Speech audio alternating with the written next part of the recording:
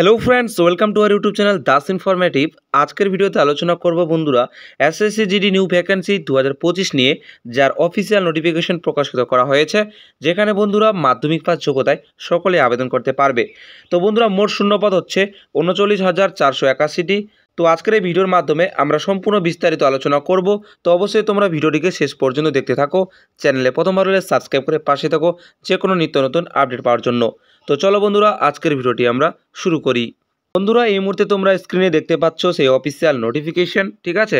তোমরা অফিসিয়াল ওয়েবসাইটে কিন্তু এই নোটিফিকেশনটা পেয়ে যাবে।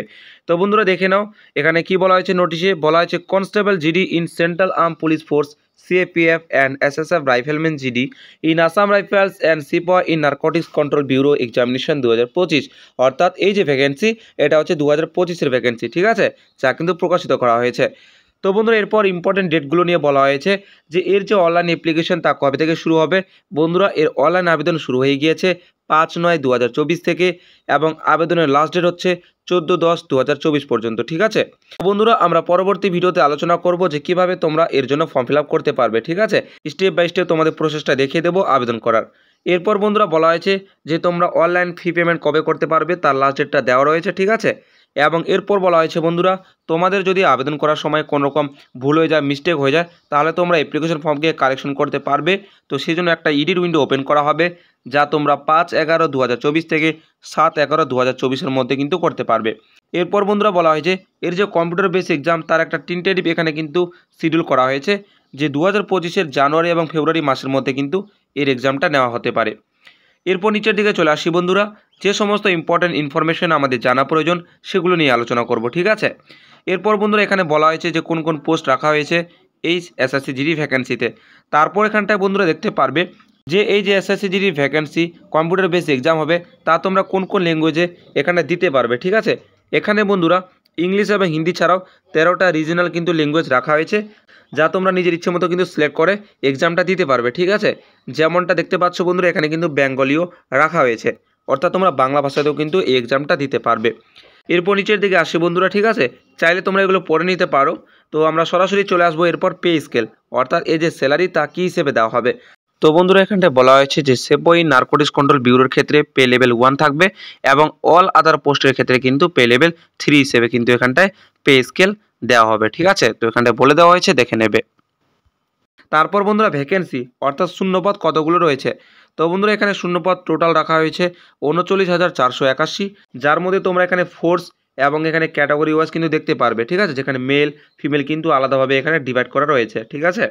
তো দেখতে পাচ্ছ BSF, CISF, CRPF, SSB, ITBP, Assam rifle, SSF এবং এনসিবি রাখা হয়েছে, এবং SC ST OBC EWS UR এই হিসেবে কিন্তু এখানে ভ্যাকেন্সিগুলো দেওয়া রয়েছে। তো তোমরা এখানটায় দেখতে পারবে। এরপর আমরা নিচের দিকে আসি বন্ধুরা। এরপর নিচের দিকে আসলে এখানে দেখে নিই এজ লিমিট অর্থাৎ বয়সীমা কী থাকবে। তো বয়সীমা দেখতে পাচ্ছ বন্ধুরা ধরা হবে 1/1/2025 অনুযায়ী, এবং বয়সীমা হতে হবে 18 থেকে 23 বছর বয়সের মধ্যে জেনারেলদের জন্য। এবং যারা বন্ধুরা ক্যাটাগরি থেকে বিলং করবে তারা কিন্তু বয়সে ছাড় পাবে, ঠিক আছে।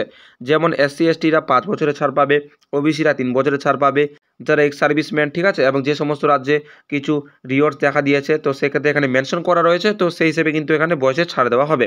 বন্ধুরা এখানে সার্টিফিকেটের ফরম্যাটের কথা বলা হয়েছে, ঠিক আছে, যারা ক্যাটাগরি থেকে বিলং করবে তো যেই হিসেবে ফরম্যাটটা প্রয়োজন সেটা তোমরা কিন্তু অফিসিয়াল ওয়েবসাইটে পেয়ে যাবে। তো সেই হিসাবে কিন্তু পরবর্তীতে তোমাদের ডকুমেন্ট ভেরিফিকেশনের সময় শো করাতে হবে। এরপর বন্ধুরা বলা হয়েছে এডুকেশনাল কোয়ালিফিকেশন অর্থাৎ শিক্ষাগত যোগ্যতা। তো বন্ধুরা এর যে শিক্ষাগত যোগ্যতা তা কিন্তু 1/1/2025 অনুযায়ী ধরা হবে, ঠিক আছে। এবং বন্ধুরা তোমরা সকলেই জানো যে এই এসএসসি জিডি ভ্যাকেন্সির জন্য মাধ্যমিক পাস কিন্তু যোগ্যতা থাকতে হবে, ঠিক আছে। মাধ্যমিক পাস করলে তোমরা কিন্তু আবেদনটা করতে পারবে। এরপর বলা হয়েছে বন্ধুরা যে সমস্ত ক্যান্ডিডেটদের কাছে এনসিসি সার্টিফিকেট রয়েছে, ঠিক আছে, তারা কিন্তু এখানে বোনাস নাম্বার পাবে। যেমন যাদের কাছে এনসিসি এ সার্টিফিকেট থাকবে তারা 2% কিন্তু এখানে বোনাস মার্কস পাবে, maximum marks of the examination হিসেবে, ঠিক আছে। যাদের কাছে বি সার্টিফিকেট থাকবে তারা 3%, এবং যাদের কাছে এনসিসি সি সার্টিফিকেট থাকবে তারা 5% কিন্তু এখানে বোনাস মার্কস হিসেবে পাবে, ঠিক আছে। দেখতে পাচ্ছ বলা হয়েছে। এবং বন্ধুরা এনসিসি সার্টিফিকেটের ক্ষেত্রেও কিন্তু যে হিসেবে ধরা হবে সেই ডেটটা দেখতে পাচ্ছ, বলা হয়েছে 1/1/2025 অনুযায়ী, ঠিক আছে। এর মধ্যে কিন্তু তোমাদের কমপ্লিট থাকতে হবে। এরপর বন্ধুরা নিচের দিকে বলা আছে হাউ টু অ্যাপ্লাই অর্থাৎ কীভাবে আবেদন করতে হবে। তো বন্ধুরা তা নিয়ে এখানে বলা হয়েছে। তো আমি পরবর্তী ভিডিওতে বন্ধুরা তোমাদের দেখিয়ে দেবো কীভাবে তোমরা রেজিস্ট্রেশন করবে, স্টেপ বাই স্টেপ অ্যাপ্লিকেশন ফর্মকে ফিল আপ করবে, ঠিক আছে। আবেদনের সম্পূর্ণ পদ্ধতি তোমাদের দেখিয়ে দেবো, যাতে কোনো রকম অসুবিধে ছাড়াই তোমরা খুব সহজভাবে আবেদনটা করতে পারো। এরপর বন্ধুরা বলা আছে অ্যাপ্লিকেশন ফি, ঠিক আছে। তো দেখে নাও কাদের জন্য এখানে অ্যাপ্লিকেশন ফি লাগবে। তো বন্ধুরা বলা আছে যে 100 টাকা এখানে কিন্তু অনলাইন পেমেন্ট করতে হবে যারা জেনারেল ক্যাটাগরি থেকে বিলং করবে, ঠিক আছে। যারা ওবিসি তাদেরও কিন্তু এখানে 100 টাকা পেমেন্ট করতে হবে। এবং বন্ধুরা যারা ওমেন ক্যান্ডিডেট, ঠিক আছে, SC ST candidate, ex serviceman, তাদের জন্য কিন্তু কোনো রকম অ্যাপ্লিকেশন ফি লাগবে না, তারা বিনামূল্যে আবেদন করতে পারবে। এবং যাদের জন্য এখানে অ্যাপ্লিকেশন ফি পেমেন্ট করতে হবে তারা কিন্তু অনলাইনের মাধ্যমে এখানে পেমেন্টটা করতে পারবে, সেটা কিন্তু বলে দেওয়া হয়েছে, ঠিক আছে। তো এরপর দেখে নিই সেন্টার অফ এক্সামিনেশন, অর্থাৎ এক্সাম সেন্টার কোথায় থাকবে। তো বন্ধুরা এখানে তোমরা কিন্তু রিজন ওয়াইজ এক্সাম সেন্টারগুলো দেখতে পারবে, ঠিক আছে। যেমন আমাদের বন্ধুরা দেখে নিই ওয়েস্ট বেঙ্গল। তো দেখতে পাচ্ছ এখানে ওয়েস্ট বেঙ্গল রয়েছে, আন্দামান নিকোবর রয়েছে, ঝাড়খণ্ড, উড়িষ্যা, সিকিম। তো এগুলো কিন্তু ইস্টার্ন রিজনের মধ্যে আসে, ঠিক আছে। তো সেই হিসেবে তোমরা এখানে এক্সাম সেন্টারগুলো দেখতে পারবে, ঠিক আছে। যেমন আমাদের ওয়েস্ট বেঙ্গলের ক্ষেত্রে কলকাতা রয়েছে, শিলিগুড়ি রয়েছে, ঠিক আছে। তো এই হিসেবে তোমরা অন্যান্য রাজ্যের ক্ষেত্রেও কিন্তু এক্সাম সেন্টার দেখতে পারবে।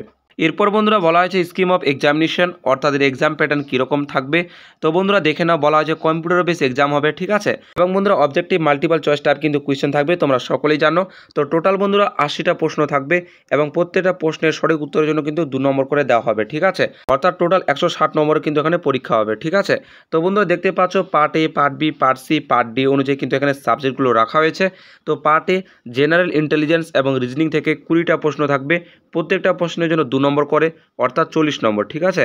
তারপর বন্ধুরা part B general knowledge and general awareness, যেখানে 20টা প্রশ্ন থাকবে এবং 40 নম্বর ম্যাক্সিমাম, ঠিক আছে। তারপর পার্ট সি যেখানে এলিমেন্টারি ম্যাথামেটিক্স থাকবে, 20টা প্রশ্ন এবং 40 নম্বর থাকবে। এরপর বন্ধুরা পার্ট ডিতে তোমরা হয় ইংলিশ অথবা হিন্দি যে কোনো একটাকে কিন্তু সিলেক্ট করতে পারো, ঠিক আছে। তো সেখান থেকেও কিন্তু 20টা প্রশ্ন থাকবে এবং ম্যাক্সিমাম নাম্বার 40। তো বন্ধুরা টোটাল কিন্তু এখানে 80টা প্রশ্ন থাকবে, ম্যাক্সিমাম মার্কস হচ্ছে 160, ঠিক আছে। সময় থাকবে 1 ঘন্টা, অর্থাৎ 60 মিনিট। এবং বন্ধুরা এখানে বলে দিয়েছে যে প্রশ্ন কিন্তু অবজেক্টিভ মাল্টিপল চয়েস টাইপ থাকবে এবং এখানটায় তোমরা কিন্তু নিজের রিজনাল ল্যাঙ্গুয়েজেও কিন্তু এক্সামটা দিতে পারবে, ঠিক আছে। যেমন দেখতে পাচ্ছ এখানে ইংলিশ, হিন্দি ছাড়াও 13টা রিজনাল ল্যাঙ্গুয়েজ রাখা হয়েছে, যেখানে আমাদের বেঙ্গলিও কিন্তু রয়েছে। এরপর বন্ধুরা বলা হয়েছে যে নেগেটিভ মার্কিং কিন্তু থাকবে, দেখতে পাচ্ছ নেগেটিভ মার্কিং 0.25 হিসেবে কিন্তু থাকবে, ঠিক আছে। এরপর নিচের দিকে বন্ধুরা এখানে তোমরা সিলেবাস দেখতে পারবে, ঠিক আছে, যে কোন সাবজেক্ট থেকে কোন কোন টপিকগুলো থাকবে, ঠিক আছে। তো সেক্ষেত্রে এখানে বলে দেওয়া হয়েছে রিজনিং ক্ষেত্রে, তারপর জেনারেল নলেজের ক্ষেত্রে, ঠিক আছে, তারপর ম্যাথামেটিক্স, ইংলিশ এবং হিন্দির ক্ষেত্রে। তো এখানটা বলে দেওয়া হয়েছে, তোমরা চাইলে এই সিলেবাসটা দেখে নিতে পারো। বন্ধুরা দেখে নিই যে এর ফিজিক্যাল এফিসিয়েন্সি টেস্ট, অর্থাৎ পিইটি কীরকম রাখা থাকবে। তো বন্ধুরা তোমরা সকলে জানো যে ছেলেদের জন্য 5 কিলোমিটার রানিং করতে হবে 24 মিনিটের মধ্যে, এবং যারা ফিমেল তাদের জন্য 1600 মিটার রান কমপ্লিট করতে হবে 8.5 মিনিটের মধ্যে, ঠিক আছে। এবং বন্ধুরা যারা লাদাখ থেকে বিলং করবে তাদের ক্ষেত্রে ছেলেদের জন্য 1600 মিটার রান 7 মিনিটে এবং ফিমেলদের জন্য 800 মিটার রান 5 মিনিটে কমপ্লিট করতে হবে। এরপর বন্ধুরা পিএসটি অর্থাৎ ফিজিক্যাল স্ট্যান্ডার্ড টেস্ট দেখে নাও। তো বন্ধুরা ছেলেদের জন্য এখানে হাইট হতে হবে 170 সেন্টিমিটার এবং ফিমেলদের জন্য 157 সেন্টিমিটার, ঠিক আছে। এটা হচ্ছে জেনারেলদের জন্য। এবং বন্ধুরা নিচের দিকে বলা হয়েছে যে কারা কারা এখানে ছাড় পাবে হাইটে, ঠিক আছে। তো যেমনটা বলা হয়েছে যারা এসটি ক্যান্ডিডেট তাদের ক্ষেত্রে ছেলেদের জন্য 162.5 সেন্টিমিটার হাইট হতে হবে, ফিমেলদের জন্য 150 সেন্টিমিটার।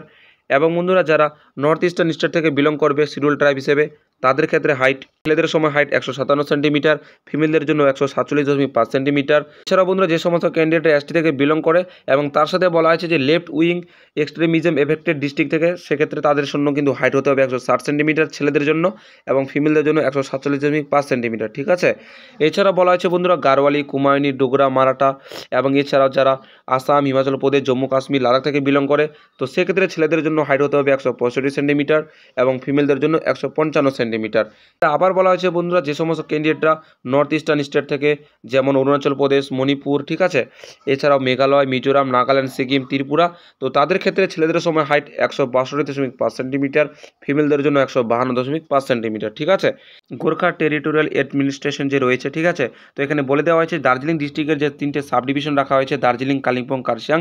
তো সেক্ষেত্রে যে সমস্ত মৌজা এবং সাব ডিভিশনগুলো রয়েছে, তো এগুলো থেকে যে সমস্ত ক্যান্ডিডেটরা বিলং করে তো তারাও কিন্তু হাইটে ছাড় পাবে, ঠিক আছে। তো ছেলেদের জন্য সেক্ষেত্রে হাইট 157 সেন্টিমিটার এবং ফিমেলদের জন্য 152.5 সেন্টিমিটার কিন্তু হতে হবে, ঠিক আছে। পর বন্ধুরা নিচে দিকে চেস্টের কথা বলা হয়েছে এবং চেস্ট শুধুমাত্র ছেলেদের কিন্তু মেজারমেন্ট করা হবে। তো সেক্ষেত্রে এখানে বলা হয়েছে বন্ধুরা জেনারেলদের জন্য যে 80 সেন্টিমিটার নর্মাল হতে হবে এবং 5 সেমি কিন্তু ফোলাতে হবে, ঠিক আছে। এবং যারা ছাড় পাবে তাদের জন্য কিন্তু এখানটায় বলে দেওয়া হয়েছে, ঠিক আছে। দেখতে পাচ্ছ এখানে এসটিদের জন্য বলা হয়েছে কী হিসেবে তারা ছাড় পাবে, তারপর যারা হিল এরিয়া থেকে বিলং করবে, ঠিক আছে, যারা জিটিএ থেকে বিলং করবে তাদের জন্য বলে দেওয়া হয়েছে। এবং ওয়েট বন্ধুরা হাইট এজ অনুযায়ী যে হিসেবে মেডিকেল স্ট্যান্ডার্ড রাখা হয় তো সেই হিসেবে মেজারমেন্ট করা হবে। এরপর বন্ধুরা মেডিকেল এক্সাম ডকুমেন্ট ভেরিফিকেশনের জন্য বলা হয়েছে, তোমরা এগুলো দেখে নেবে, ঠিক আছে, যে কী কী ডকুমেন্ট লাগতে পারে তো এখানটায় এক এক করে সমস্ত কিছু মেনশন করা হয়েছে, তোমরা চাইলে দেখে নিতে পারো। ঠিক আছে, এরপর বন্ধুরা নিচের দিকে বলা হয়েছে যে মোড অফ সিলেকশন। তোমরা সকলে জানো প্রথমে কম্পিউটার বেস এক্সাম হবে, তারপর পিএসটি পিইটি হবে। ঠিক আছে, তারপর মেডিকেল এক্সাম, তার সাথে ডকুমেন্টও কিন্তু চেক করা হবে। ঠিক আছে, তো এই সমস্ত স্টেপ কিন্তু এখানটা রাখা হয়েছে। এরপর বন্ধুরা বলা হয়েছে যে কম্পিউটার বেস যে এক্সাম হবে সেখানে যে মিনিমাম কোয়ালিফাইং মার্কস পেতে হবে সেটা হচ্ছে ইউআরদের জন্য 30%, ওবিসি ইডাব্লিউএস এর জন্য 25% এবং অল আদার ক্যাটাগরির জন্য 20%। ঠিক আছে, তো বন্ধুরা এটা হচ্ছে জাস্ট কোয়ালিফাইং মার্কস, কিন্তু কাট অফ আলাদাভাবেই কিন্তু করা হবে। ঠিক আছে, তো অবশ্যই তোমরা ভালোভাবে প্রস্তুতি নিতে থাকো। এরপর বন্ধুরা নিচের দিকে বলা হয়েছে যে তোমরা যখন অনলাইনে অ্যাপ্লাই করতে যাবে তখন কিন্তু তোমরা নিজের ইচ্ছে মতো ফোর্স যেগুলো রাখা হয়েছে সেগুলো কিন্তু প্রেফারেন্স দিতে পারবে। ঠিক আছে, তো এখানে দেখতে পাচ্ছ এখানে ABCDEFGH হিসেবে কিন্তু এখানে ফোর্সগুলোর নাম দেওয়া রয়েছে। তো তোমরা নিজের ইচ্ছে মতো প্রেফারেন্স দিতে পারবে যখন তোমরা অনলাইনে আবেদন করতে যাবে। ঠিক আছে, তো অবশ্যই বন্ধুরা আমি পরবর্তী ভিডিওতে তোমাদের স্টেপ বাই স্টেপ দেখিয়ে দেবো। বন্ধুরা নিচের দিকে আর তেমন বিশেষ কিছু নেই, কীভাবে আবেদন করতে হবে সেগুলো নিয়ে বলা হয়েছে। এছাড়াও ক্যাটাগরি সার্টিফিকেটের যে ফরম্যাটগুলো রয়েছে সেগুলো দেওয়া হয়েছে, তো তোমরা চাইলে দেখে নিতে পারো। ঠিক আছে বন্ধুরা, পরবর্তী ভিডিওতে আমরা আলোচনা করবো কিভাবে তোমরা এর জন্য স্টেপ বাই স্টেপ অনলাইনে আবেদন করতে পারবে। ঠিক আছে, তো দেখা হবে পরবর্তী ভিডিওতে। সবাই ভালো থাকবে, সুস্থ থাকবে।